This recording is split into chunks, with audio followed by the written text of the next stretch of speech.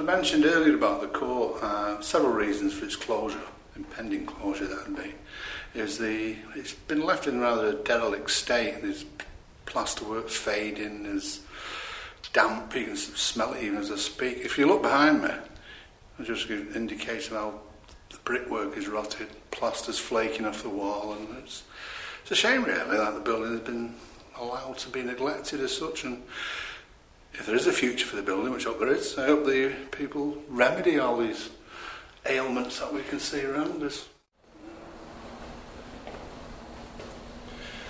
As you can see behind me, that's rather magnificent. There's 8 urinals. I'm no expert on gents toilets, I'd like to add. But they're all made in Salford by a company called Giddings and Dacre. Now, I believe they were on Chapel Street originally and moved to Hume. These toilets, behind me and these ones here, these would have been used by the staff, not by the prisoners, I hasten to add. There was kitchens down here, workrooms, and this magnificent set of urinals, 8 in all. We then ascend from the crumbling lower ground floor past tiled walls and stained glass windows. On the ground floor is an incredible emerald green tiled stairwell with ornate curvatures. I think personally that these tiles may be Pilkingtons. This was a local company and it had a great reputation. It was the Royal Lancastrian Pottery. Sadly, Pilkingtons went bump in 2010. They may even be Lambeth, Dalton, I'm not too sure, but they're just incredible pieces of architecture, art nouveau, and it's lovely to see them in situ in Salford, and I just hope that they stay there permanently. This is the ballroom above the Magistrates Court. I had no idea it existed. The only thing I do know about it, it's on the 1893 maps of the building. I've no idea when it was last used. It's still in good condition, and there's a bar there, kitchen. It's one of these little tucked away hidden things you'd never think of, would you? A ballroom itself in Magistrates Court. I've just been speaking to Mary about this function room and the adjoining rooms with it. She tells me that the Morecambe Wise Christmas Special 2010, obviously it was a biography about the comedy duo, that was filmed up here. Coronation Street has been filmed here. There's one about Boy George, I seem to recall. This was filmed in this area. It's a lovely piece of architecture, isn't it? And a little bit of our history that you probably never knew about. Now we're on the top floor of the Magistrates building. These are 3, as you can see, absolutely gorgeous listed windows. The top half of the window shows the Manchester City Council's coat of arms. The translation of this motto is by discussion and by labour, meaning work, not the political party. The upper part of the shield depicts a ship in full sailing, indicating trade. The lower part depicts the Grelly family, the first lords of the manor after the Norman conquest in 1066. The left-hand side shows the initials CW for Major General Charles Worsley, who was the first Member of Parliament for Manchester in 1654. The centre shows the initials TPKT.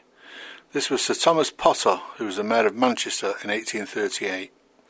He lived in Salford at Bewell Hill, which was built by Sir Charles Barry in the 1820s. Thomas Potter, a local businessman, was knighted by Queen Victoria in her coronation year in 1838. The right-hand side shows an H in a circle together with CHFD. This stands for Odsal Hall and the founding of a church or chapel there in 1515 by the Radcliffe family. Window 2. The top half of the window is the coat of arms of Queen Victoria, which is encircled by the Order of the Garter. It is topped by the imperial crown, which can be distinguished from the others by the 2 rows of pearls. The first and fourth quarters of the shield depict the Lions of England, the second quarter the Lion of Scotland, the third quarter the Harp of Ireland. Wales is not represented because it is a principality. On the left-hand side of the bottom of the window is the V for Victoria. On the right-hand side, R for Regina. In the centre is ET1 for Et Imperiatrix, Latin for Empress of India, 1876.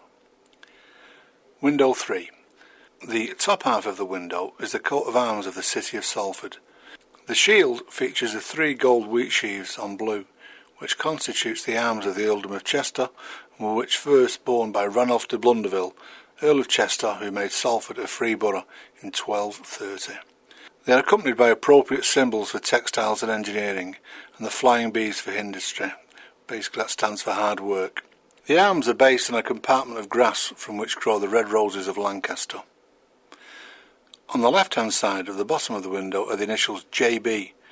They represent John Brotherton, the first Member of Parliament for Salford in 1832.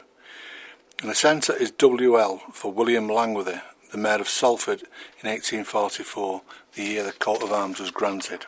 The right-hand side shows HBCHFD 1630. This represents Humphrey Booth, who founded the Holy Trinity Church on Chapel Street.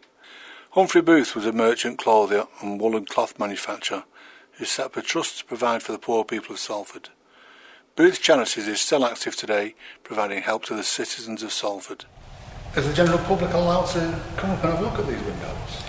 We've only had, on open days, but they wouldn't be able just to come in as a member of the public, because obviously it's still a working court. Right. Because they tell the history of Salford, don't they, basically? They do. In all the detail.